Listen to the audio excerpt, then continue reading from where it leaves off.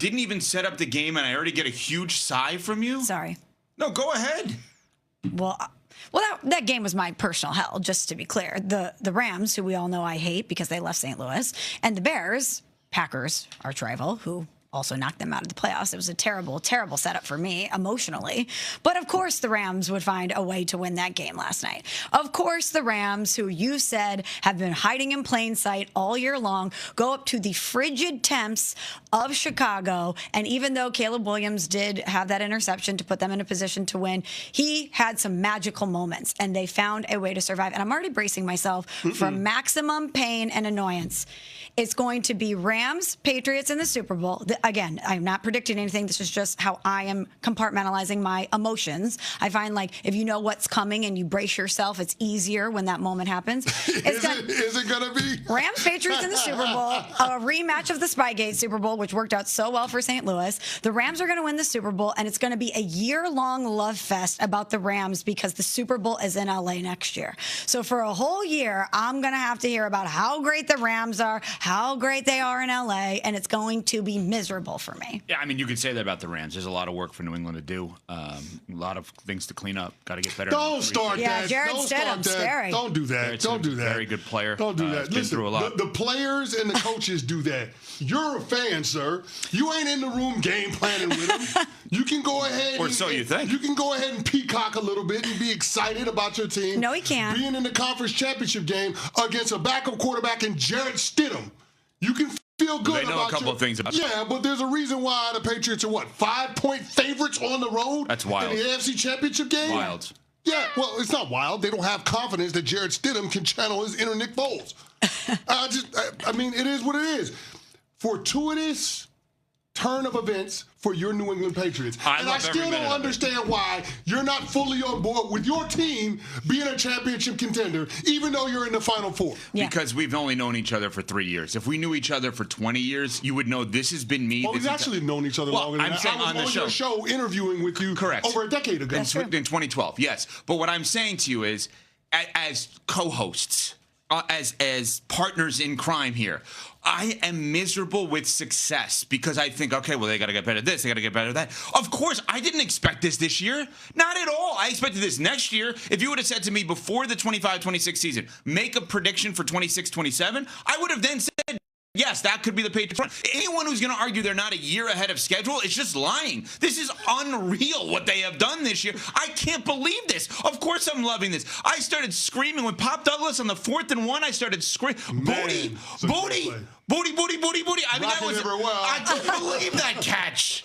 Bad pass interference on the Texans' right call before that. Anyway, yes. Smalls, let's get back to, and Cece, let's get back to where we are here in terms of the Rams and the Bears. 20-17 in overtime. Matthew Stafford was fine. He did what he had to do on that late drive. Kyren Williams was their best offensive player, arguably, and Caleb Williams had one of the best throws you'll ever see in your entire life to score a touchdown at the end of regulation in order to tie the game, which we'll get to that in a second. This is coming off of a game where he had one of the best throws that you'll ever see in life, which is the completion on 4th down to Roma Dunze. So maybe he's racking those up. Maybe his resume of, oh my God, throws is the best in the NFL.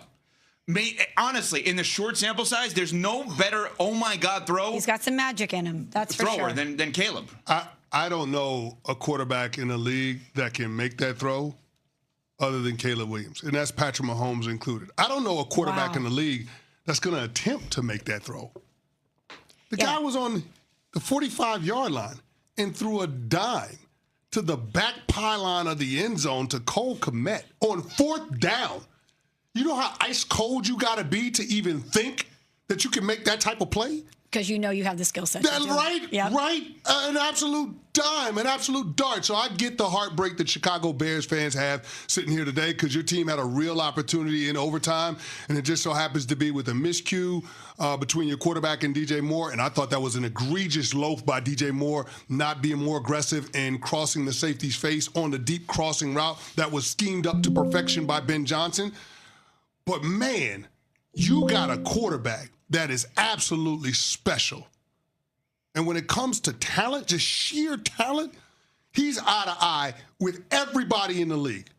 Lamar Jackson, Josh Allen, Patrick Mahomes, Joe Burrow, whoever you want to put in that conversation. From a physical talent standpoint, Caleb Williams is looking all those dudes eye to eye. And I'm not sure that he doesn't have the best arm in the National Football League.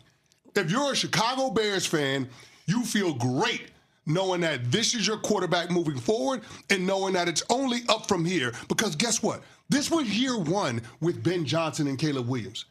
They're going to get better. Think about the strides that Caleb Williams made this year in comparison to what he was last year. Ben Johnson tore him down, completely rebuilt him as a quarterback. They talked about it a little bit on the broadcast last night. Chris Collinsworth said all Caleb Williams' football career, he's been the best player on the field. But he didn't have to think the game at a high level because he was supremely talented. Now Ben Johnson has his football IQ up. So having that, having the continuity, knowing that this is the head coach quarterback tandem moving forward that they can continue to build around, this guy is going to be a problem. This is not the last time we're seeing Caleb Williams and hearing about him being in the conversation to go to the championship rounds in the NFL playoffs. Well, then I got to get to something before we get back to the ins and outs of the game, because you just led me into this. So how should Bears fans view this loss / this season? As a success or a disappointment because the way in which it went down yesterday? Why can't it be both? Go ahead, both of you. Well, were you listening to some of the stuff the guys were saying after the game? They were, of course, sad that they lost, but they are so excited to get back to work and come back next year. Caleb Williams immediately was like, I'm going to work on my accuracy, my footwork. You talk about the Patriots being ahead of schedule. They know that they won 5 games last year. And you know what else they talked about, Cece? They talked about how fun this year was. That was one thing that really struck me in watching the post-game interviews, is how many guys talked about how fun this year was. And when you have 5 wins last year, your coach gets fired. It was dysfunction abound. And then you have Ben Johnson coming in, lighting a fire under everybody. You're winning games. Your quarterback is developing. You're having all of these fourth quarter comebacks where you're getting that confidence in yourself and confidence in your team. Yeah. I think that they know they're going to be a problem, and they know that they're ahead of schedule, and they know the rest of the league needs to be put on notice. You know that catch that you referenced, the Caleb Williams to commit that unbelievable, wow, I can't believe he made that catch? 17.8% completion probability on that one. 17.8% completion probability. When you're him and you do stuff like that, you go into next season having so much more confidence in yourself, in your coach, and in those guys around you. So even though they're bummed that they lost that game because they absolutely could have won it and punched their ticket to the conference championship, that they are resting well tonight, knowing that once they get back at this, that they're going to be a team that people have to contend with for quite some time. Smalls, I thought it was an interesting call by Ben Johnson not to go for 2 after that crazy, redonkulous throw from Caleb Williams that resulted in that touchdown on 4th down. I thought there was an opportunity for them to win it right there, right then and there. Ben Johnson, offensive-minded head coach. You control the game management of it all. You had an opportunity to bring out your best 2-point play and win the game right there in that moment. But most coaches would only make that call, especially at home, if they believe that their team is inferior to the opponent.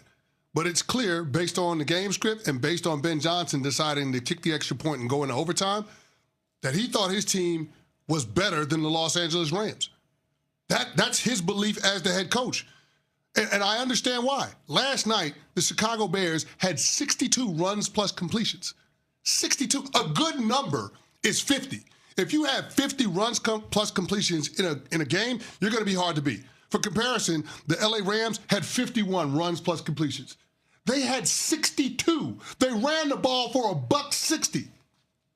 It is absolutely incredible, the performance that we saw from the Chicago Bears. And I did not think their defense was capable of holding up against that Rams offense the way they did. They gave Matt Stafford fits, especially early on, bringing those safeties, guys from the secondary down, Jaquan Brisker, amongst others. They gave that Rams offense all they wanted.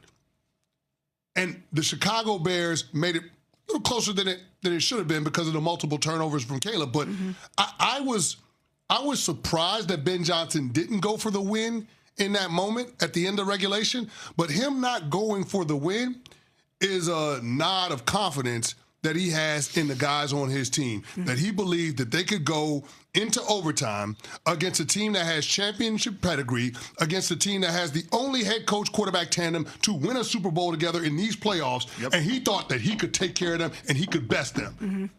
And he was right. I think he made the right call.